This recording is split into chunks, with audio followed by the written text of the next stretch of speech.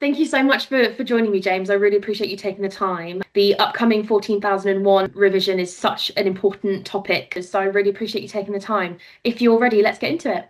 First of all, could you tell us a bit about yourself and your role within the Amtivo group?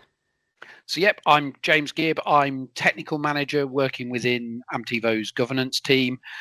Predominantly, what that means is that I'm responsible for supporting and gaining global accreditations for the business. In addition to that, I also perform management system audits, and one of the disciplines that I work in is in the ISO 14001. Could you tell us why ISO standards get revised? Okay, so the International Organization for Standardization, or ISO, they have a set of rules, one of which is that every ISO standard must undergo what they refer to as a systematic review at least once every 5 years. Now, the reason for this review is to determine, does the standard remain fit for its purpose? How do you know which is the latest version of a standard? Well, the source of truth for which version of a standard is current should always be the actual ISO website itself. The standard you're accessing on there will have a date attached to it, which will be at the end of the standard, and that will tell you the year at which it's published. Now, the ISO's website will always tell you whether it's current, whether it's under development, and will show you if there is a change coming, what the next version may look like.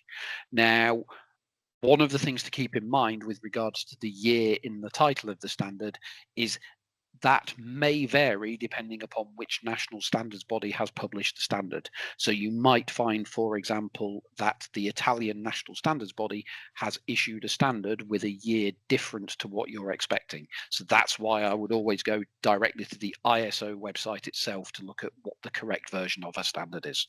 Let's focus on the upcoming ISO 14001 2026 revision. Why is ISO 14001 subject to change? In the case of ISO 14001, what actually happened was that the systematic review determined that there was no need for a revision of the standard, rather that the standard would benefit from some amendments. So it's quite unusual in that it's not actually a true revision, it's a set of consolidated amendments for the ISO 14000. What does that mean? Could you expand on that a little? So what that means is that when they performed their last systematic review, they determined that the actual core requirements of the standard were fine, were suitable, and were fit for purpose, but that the committee determined that some of the language that was being used in the standard had become outdated. So the vocabulary was not necessarily up to the current use. So, for example, reference to things like circular economy was not well defined. We were very old school with regards to how we were determining some of our language that's being used. In addition, ISO themselves made an update to the core harmonization requirements for management system standards. So this is the template that's used for all ISO standards. So there was no change in requirement, but there was a need to make some minor amendments. So this is why the draft version of the standard that's been put out for public comment is not actually a traditional draft standard. It's actually a amendment, which is why it's referenced to as AMD2 if you to look at the documentation. Now, because as they went through, they came across more and more cases where they wanted to finesse the language. Eventually, it got to the stage whereby they had what they would refer to as a consolidated amendment. At that point, it was decided that although there was no imperative for a revision, there were so many amendments that it made sense to actually badge this as a revision. So it's not a true revision, it's a set of consolidated amendments. So it's actually quite different from, for example, the ISO 27001 or the ISO 9001 that have recently gone through the revision processes. Do we know what areas of the ISO 14001 standard have been updated? Well, with regards to ISO 14001, it's actually really easy to see this because the DIS Amendment 2, which is the current publicly circulated document, is an amendment document. What it actually does is it goes through line by line, listing a specific clause, saying this is what we expect to make as a change, and where necessary, there may be a quick note to explain what that is. So it's great to see what has changed, but the flip side of that is it makes it very difficult to see what the final standard will look like, because it is literally a list of amendments rather than a traditional here is a draft version of a new standard. What's the proposed timeline for the finalisation and publication of ISO 14001 2026? So the expectation is that with the FDIS imminent, that the final version will be released sometime in the first half of 2026, that will replace the 2015 version.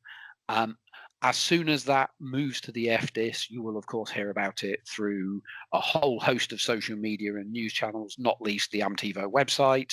And then once the document is published, of course, everybody will be talking about it. What should organisations expect in terms of transition requirements once a new ISO standard version is published? Well, if you're already operating a certified environmental management system following ISO 14001, that certificate is basically unchanged. It will continue to remain valid for the immediate future. The next steps at a global accreditation level is the IAF, who are the International Accreditation Forum, who oversee the very high level of accredited certification. They will publish their guidance. That guidance will then cascade down into the regional accreditation groups, and finally that will go to our accreditation bodies, the likes of UCAS, INAB, Accredia, and ANAB. Following on from that, those accreditation bodies will then provide their own specific requirements for how Amtivo should transition our internal processes.